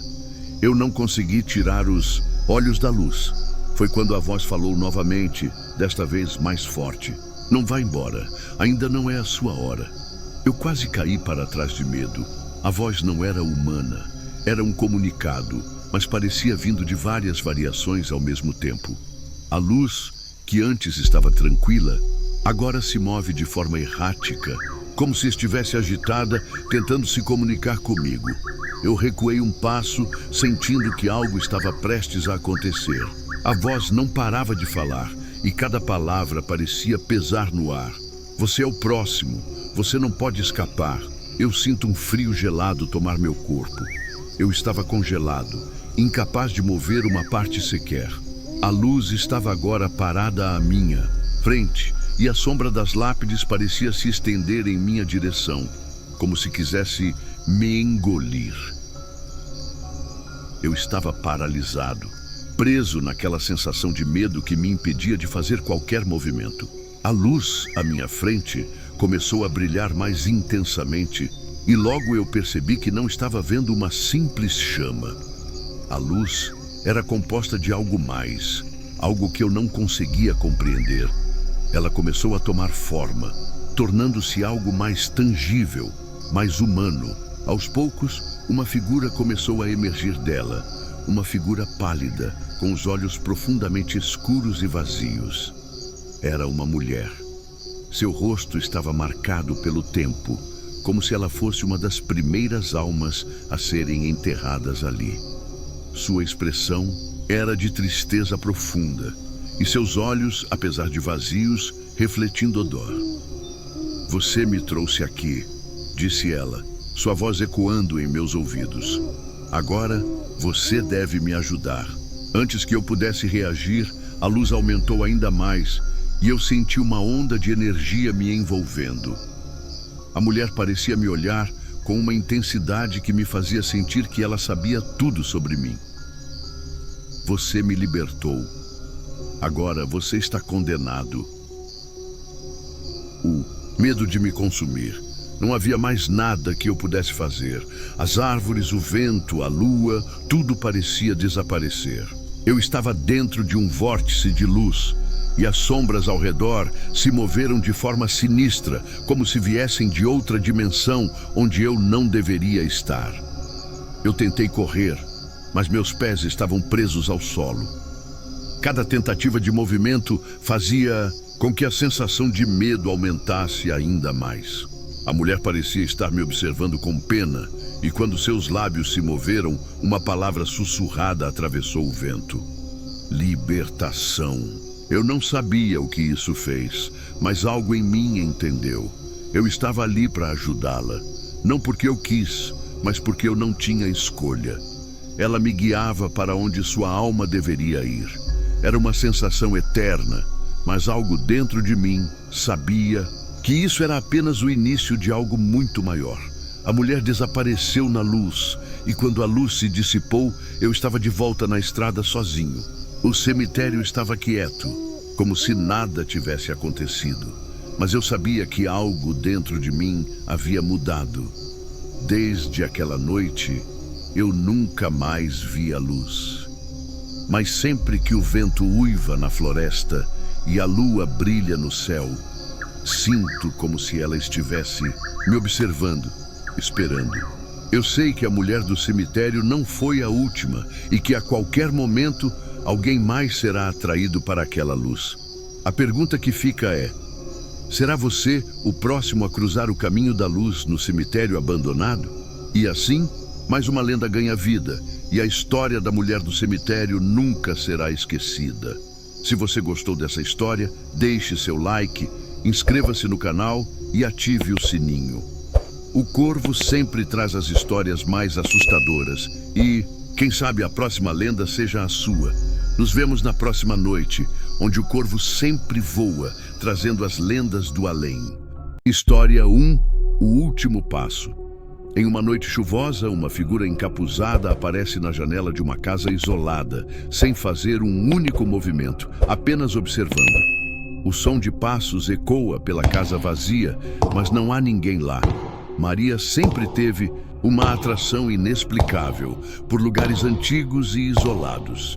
E quando ela recebeu o convite para passar o fim de semana em uma antiga casa de campo no meio da floresta, não pensou duas vezes. A casa, que pertence a um tio-avô distante, estava vazia há anos.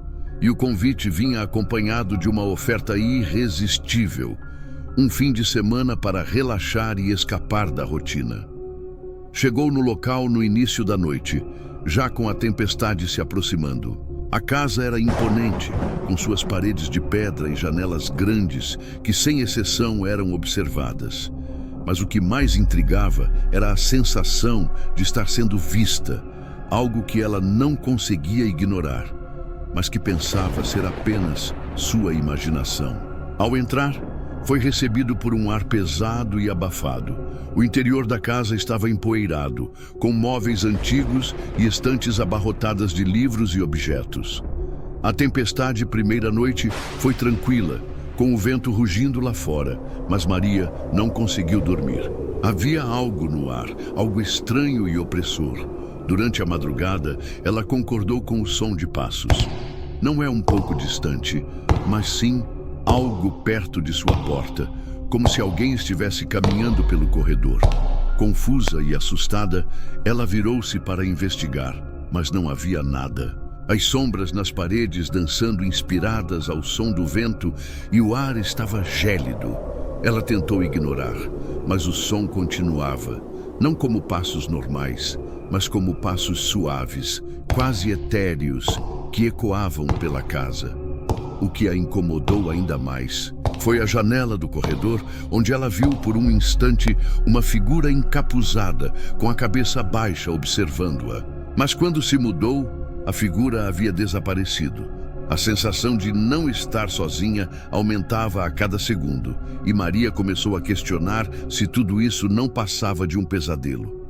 Na manhã seguinte, ela decidiu sair para explorar os arredores, esperando que o ar fresco ajudasse a esclarecer os pensamentos. Mas ao retornar à casa, uma sensação ainda mais estranha a envolvia. Algo estava errado. As portas estavam abertas, os móveis feitos foram deslocados e o mais inquietante de tudo, uma pegada suja de barro, como se alguém tivesse entrado e saído da casa enquanto ela estava fora. O medo tomou conta de Maria. Ela ligou para seus amigos, tentando convencê-los a ir até ela, mas a linha estava cortada. O pânico começou a crescer quando ela percebeu que, à medida que a noite se aproximava, os passos continuavam a ecoar pela casa. No entanto, desta vez, a figura encapuzada não apareceu, mas a casa parecia querer engoli-la, como uma prisão. Na segunda noite, Maria decidiu investigar a casa mais a fundo. Encontrou um antigo diário de seu tio-avô que relatava histórias de tragédias ocorridas naquela casa, mortes misteriosas e uma maldição que assombrava aqueles que ali viviam. Seu tio-avô havia escrito sobre como as almas dos que morreram na casa ficaram presas, condenadas a repetir seus destinos eternamente. A cada 13 anos, a casa se alimentava de novos moradores, absorvendo suas almas. O pânico cresceu. Ela estava presa. Maria enviou para o telefone, mas não havia sinal. A casa parecia ter vida própria, suas paredes se fechando lentamente, os passos soando mais alto, mais próximo. Era como se alguém estivesse monitorando constantemente, esperando o momento certo para agir. O medo era palpável, e ela sabia que a única saída seria correr o mais rápido possível. Mas o que ela não sabia era que escapar não era uma opção. O destino estava selado. O som dos passos se aproximava cada vez mais rápido e Maria se viu no corredor, sozinha, com a casa tomando forma de um pesadelo. Foi nesse momento que ela viu algo no final do corredor, uma sombra, uma forma humana. A figura encapuzada apareceu de novo, mas desta vez ela estava mais próxima. Maria começou a correr, mas os passos estavam em sua mente, em seu coração e logo em seus pés. Ela caiu no chão, as mãos tremiam tentando se apoiar. Mas foi nesse momento que tudo parou. A figura se mostrou para Maria e com um toque ela viu tudo acontecer de novo. A história se repetia, como as almas eram consumidas. O ciclo estava completo. O último passo que Maria pediu não era físico. Era o momento de sua alma ser consumida e ela finalmente entendeu que não importava o quanto tentasse, ela nunca poderia escapar. As paredes da casa se fechavam em torno dela e Maria foi engolida pelo ciclo da casa, presa eternamente como todos os outros. História 2. O retrato da morte. Uma mulher encontra um retrato antigo de uma família feliz em uma loja de antiguidades. O detalhe estranho: os rostos das pessoas na pintura começam a se mover. Laura estava em busca de algo único. Ela sempre teve um gosto peculiar por itens antigos e misteriosos, e ao entrar na pequena loja de antiguidades daquela tarde chuvosa, não imaginava o que encontraria. Entre móveis empoeirados e peças quebradas, algo chamou sua atenção. Um retrato de uma família. As cores vibrantes e o sorriso radiante dos membros da pintura atraíram. Mas havia algo estranho naquele quadro. As pessoas, apesar de parecerem tão vivas, tinham um olhar distante, quase vazio.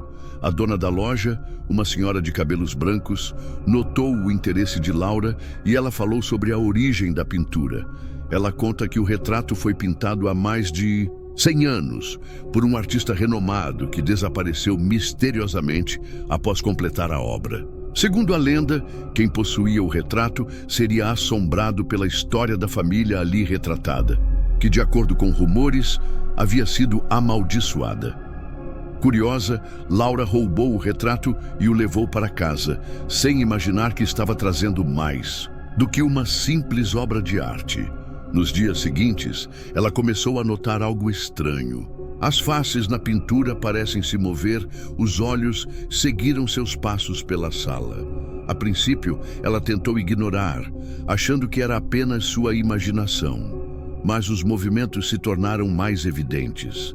À noite, os membros da família retratados começaram a se mover, sussurrando palavras que Laura não conseguia entender.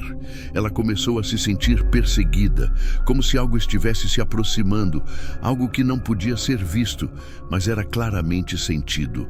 Enquanto isso, eventos estranhos acontecem em sua casa. Os objetos eram deslocados sem explicação. As sombras passavam rápidas pelas paredes e os sons de sugestões preenchiam o ar. Laura começou a investigar o passado da pintura e descobriu uma verdade horrível. Uma família no retrato havia sido assassinada de maneira brutal. Acredita-se que as almas dos mortos aprisionadas na obra de arte e a cada novo proprietário, mais vidas seriam consumidas até que o ciclo fosse completo. Desesperada, Laura tentou destruir a pintura, mas o que ela não sabia é que ao fazer isso, ela estaria selando seu destino. Ao tentar queimar a pintura, o fogo não consumiu o quadro, apenas fez com que ele brilhasse com uma luz intensa e Laura começou a ser puxada para dentro dele. Suas mãos estavam imobilizadas pela tela e uma força invisível a forçava a entrar. Antes de ser completamente absorvida, ela viu o retrato ganhando vida. Os rostos das pessoas, antes sorridentes, agora estavam distorcidos em expressões de dor e raiva. Quando Laura finalmente foi consumida, ela percebeu que havia tornado parte do quadro. Seu rosto Agora, uma máscara de terror passou a fazer parte da família amaldiçoada, esperando o próximo para se reunir como aqueles que nunca conseguiram escapar. História 3. A maldição do relógio. A cada 13 minutos, algo inexplicável acontece no relógio de uma antiga herança. Os ponteiros começaram a girar para trás, trazendo uma onda de destruição. Após dias de caos, Lucas começa a entender a gravidade da maldição que o relógio trouxe à sua vida. O som do pêndulo, antes apenas desconfortável, agora é um aviso constante de que algo está para acontecer. Cada vez que o relógio marca 13 minutos, o mundo ao seu redor entra em um estado de cemitério, onde as coisas não seguem mais as leis do tempo e da lógica. Enquanto isso, ele percebe que está ficando mais difícil distinguir a linha entre o que é real e o que é uma visão. Ele encontra uma carta antiga que revela o segredo do relojoeiro. Ao tentar alterar o fluxo do tempo, ele atraiu uma entidade temporal que alimentava-se da frequência das realidades. O relojoeiro, então, havia feito um pacto para parar o tempo, mas isso teve um preço terrível. Uma entidade não era apenas uma presença, mas era um ser que alterava os destinos e manipulava os sobreviventes de acordo com sua vontade.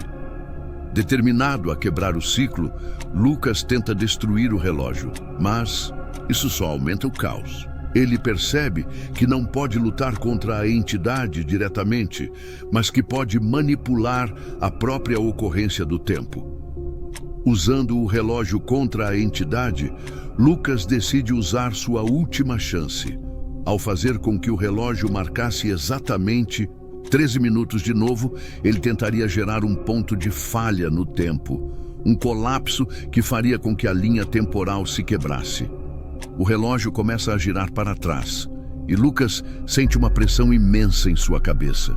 A cada segundo, ele vê mais versões de si mesmo, todas repetindo os mesmos passos de terror e fracasso.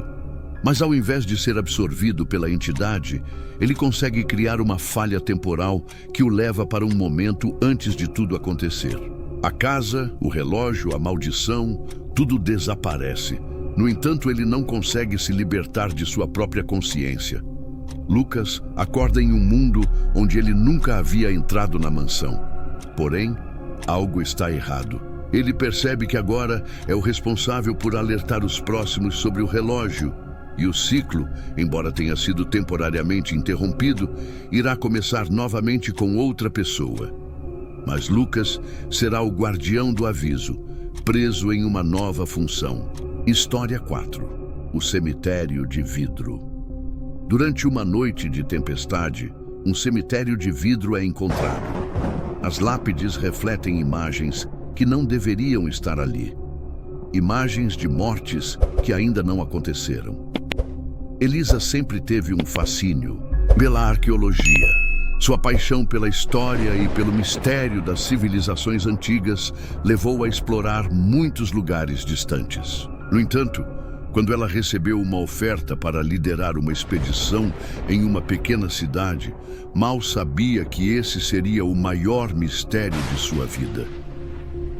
A expedição consistia em explorar uma região isolada, onde uma cidade antiga foi destruída há séculos por uma força desconhecida. Durante semanas de escavação, nada de muito peculiar foi encontrado até uma noite de tempestade, enquanto Elisa e sua equipe se abrigavam em uma caverna próxima, um estranho som ecoou pela escuridão. Era uma batida surda, como se algo estivesse sendo desenterrado. Curiosa, Elisa correu em direção ao som, seguida de perto por seus assistentes. Quando chegaram ao local, seus olhos brilharam de surpresa. Uma entrada coberta de pedras foi revelada com símbolos antigos gravados em sua superfície. Eles não sabiam o que havia ali, mas sabiam que era algo importante. Ao abrir a entrada, a escuridão os envolve e eles desceram por um túnel escondido. O ar era denso e frio. Eles acenderam tochas e, com o avanço, descobriram algo que jamais esperaram: um cemitério. Mas não era um cemitério comum. As lápides eram feitas de vidro transparente e as inscrições nelas não eram visíveis à luz da lanterna. Apenas quando a luz refletida na superfície do vidro é que figuras estranhas apareciam, como se algo dentro delas estivesse tentando escapar. Elisa e sua equipe ficaram encantados e horrorizados ao mesmo tempo.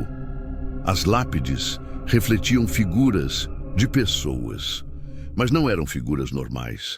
Havia imagens de pessoas com expressões de agonia, e o que mais os assustou foi que, em algumas lápides, as figuras se moviam, como se estivessem vivas. Elisa tocou uma das lápides e, ao fazer isso, sentiu um choque.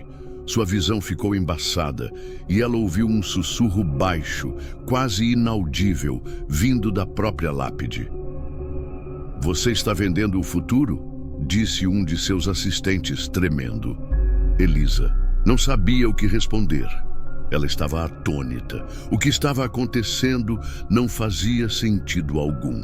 As imagens nas lápides refletiram cenas de morte e sofrimento. E à medida que mais membros da equipe tocavam as lápides, mais essas imagens se intensificavam, como se fossem profecias do que ainda estava por vir.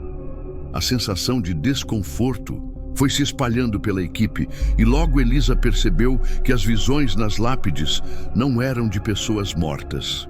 Elas eram visões de mortes futuras, tragédias que aconteceram. A cada figura tocada, um destino sombrio se desdobrava, e todos eram atraídos para o centro do cemitério de vidro. Elisa, incapaz de resistir à atração daquelas imagens perturbadoras, viu-se tocando mais lápides, uma após a outra. A primeira, visão que teve seu próprio reflexo, mas não era ela como uma conhecida. Era uma versão distorcida de si mesma, pálida e com os olhos vazios, sangrando das órbitas. O medo percorreu suas veias, mas uma curiosidade a impeliu a seguir adiante. "Elisa, precisamos sair daqui", informaram um de seus assistentes, que estava começando a perceber o perigo da situação. Mas a equipe estava obcecada. Cada lápide que tocava gerava uma nova visão de morte, uma nova possibilidade de tragédia. Eles ficaram presos, como se cada um deles tivesse se tornado parte das próprias visões refletidas nas lápides. O pânico começou a crescer. Um de seus assistentes desapareceu subitamente, sem deixar vestígios. Seus gritos ecoaram pela caverna, mas ninguém conseguiu encontrá-lo. Eles correram tentando escapar, mas as imagens nas lápides deixaram de segui-los. Cada movimento que fez gerou uma reação nas pedras, fazendo-as brilhar com uma luz gélida e macabra. Elisa sabia que a chave para entender o que estava acontecendo estava no centro do cemitério, onde uma grande lápide de vidros relacionadosa ela. Ela se mudou sem saber o que esperar. Quando tocou a superfície fria, a visão mais aterrorizante apareceu diante dela, uma versão de sua própria morte. Ela foi deitada em um caixão de vidro, coberto com uma capa negra, enquanto a luz ao redor se apagava. O desespero tomou conta de Elisa, mas ao tentar recuar, ela foi parada por uma força invisível. A lápide começou a brilhar intensamente e a caverna tremeu. A imagem refletida na pedra de vidro se transformou. E Elisa viu os outros membros de sua equipe sendo puxados para as lápides, como se suas almas estivessem sendo aprisionadas ali. Foi quando ela descobriu a verdade. As lápides não eram apenas monumentos para os mortos, elas eram prisões para as almas das vítimas anteriores. Cada vez que alguém tocava as pedras, sua alma era aprisionada, condenada a ficar refletida nelas para a eternidade. Elisa partiu, mas foi tarde demais. As imagens refletidas nas lápides começaram a se tornar mais intensas, distorcidas e realistas. As figuras que antes pareciam apenas sombras, agora eram completamente formadas e estavam se aproximando dela.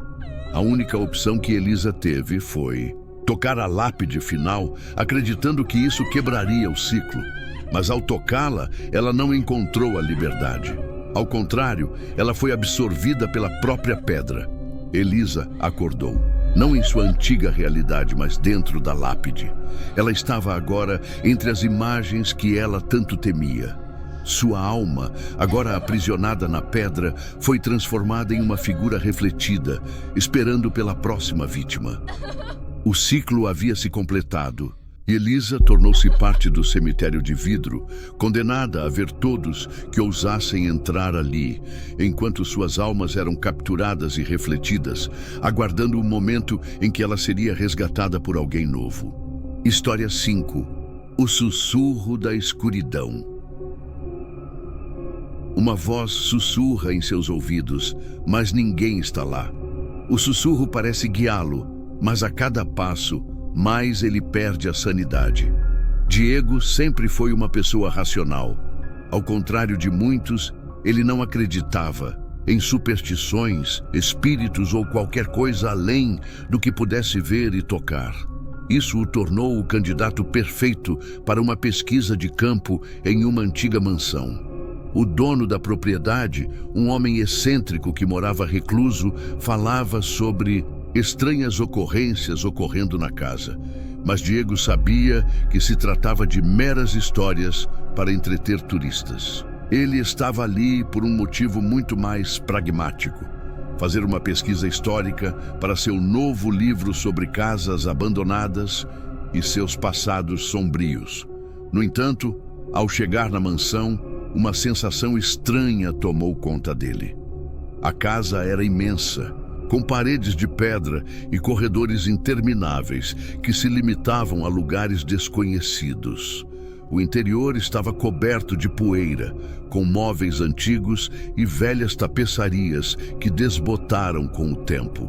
No entanto, o que mais chamava sua atenção não eram os móveis ou os quadros, mas sim o silêncio absoluto que dominava o local. Era como se o próprio ar estivesse carregado de algo indefinido, algo que não podia ser visto, mas certamente estava presente. Na primeira noite, enquanto tentava descansar em um dos quartos, Diego ouviu uma resposta. Uma voz suave e estranha, como se alguém estivesse falando bem perto do seu ouvido. Mas ao se virar para olhar, não havia ninguém ali.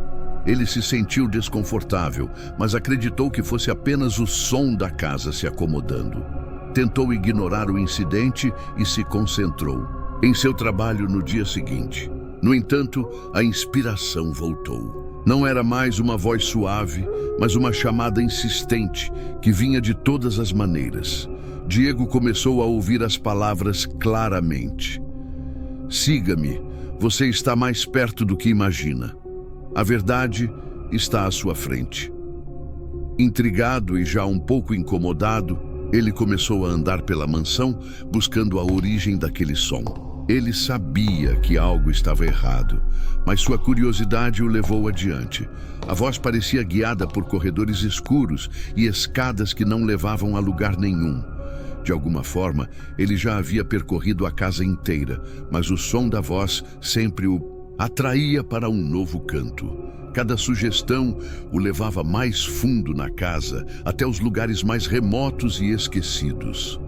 Com o tempo, as sugestões devem se tornar mais intensas. Eles o perseguiam, invadiam seus pensamentos, tomavam o controle de sua mente.